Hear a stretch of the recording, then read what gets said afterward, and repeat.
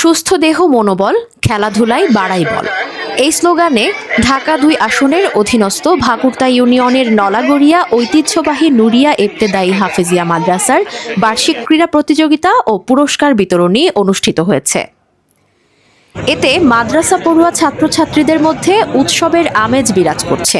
এই অনুষ্ঠানে প্রধান অতিথি ছিলেন বিশিষ্ট শিক্ষাবিদ ও সমাজসেবক ডক্টর সাইফুল ইসলাম।